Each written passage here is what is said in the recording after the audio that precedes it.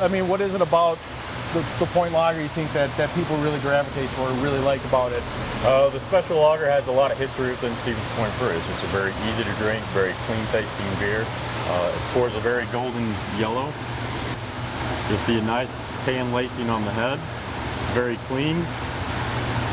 On the nose, you'll get a very gentle but floral hop. Pairs well with a lot of different types of food, very malty based brew. It's probably one of the most difficult beers in today's world to brew, particularly for a craft brew. And then IPA, of course. This was the first IPA that you developed, or kind of as you kind of got more into the craft brewing. Yeah, this was our first big step into the craft beer world. This is my personal favorite beer. It's a very West Coast style IPA. So on it, you're going to smell, you're going to get a lot of passion fruit, a lot of Caribbean notes to it, a lot of stone fruit on it. But yet it's a very balanced, has a very malty, sweet backbone to it as well.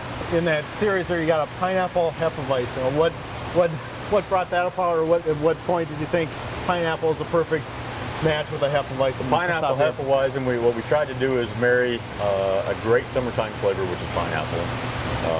It goes well with a lot of different things, but we tried to marry it with a very traditional German Hefeweizen. So inside of this beer, it's going to be hazy by nature. It's normal for a Hefeweizen. You're going to get a little bit of banana on the nose, a little bit of clove on the nose, but you'll also get a very distinct pineapple flavor that we use. We actually use pineapple juice in the brewing process as we're making it. And then from the whole hog, you have an espresso stout that's... From the whole hog side is the espresso stout. This is available on nitro on the draft.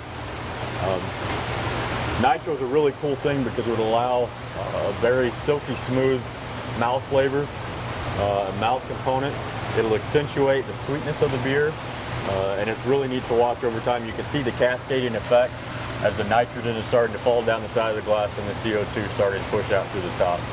When people come through on tours, they can sample some of these different beers. Do you always have one of the whole hogs available for people to try out when they're here, or try to? Or typically when tour groups come through, we try to keep all the taps we keep full. If we don't have available on draft, we have them on the bottle.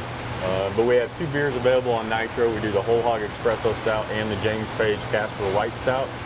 So we'll always have a nitro beer on tap as well. Okay. One of the neat things about this beer, inside of the brewing process, we actually use 2 different types of coffee, and we actually use a cold pressed coffee and a hot pressed coffee. We use the cold press to really bring out the fruitiness notes of the coffee, the cherry component, and then obviously we use the hot press side to bring out the roastiness. And then finally, we got some of the ciders here too. If people want to try that, that's huge, crazy. As you mentioned, one of the fastest growing segments, not just for you guys, but just nationally, it seems to be kind of a very popular trend. What is it about the ciders that you think that people are really grasping onto? Ciders is one of the oldest beverages within the United States. It's one of the first things to start producing in early colonial. Ours is very simple, it's very traditional. It's nothing more than apples, water, and yeast. We don't use any sugars, we don't use any preservatives on the flavor side of it. What we try to do is we try to capture the essence of the apple, what it really is. And inside of that, along with the first press, you see the strawberry magic, and you see the peach county. But what we try to do is we try to marry fruits together so that the complementary fruit always enhances the true traditional apple cider. So there you go. You come on down for a tour, plenty of stuff on tap. If you can't find something that you like, you probably don't like beer. I would agree.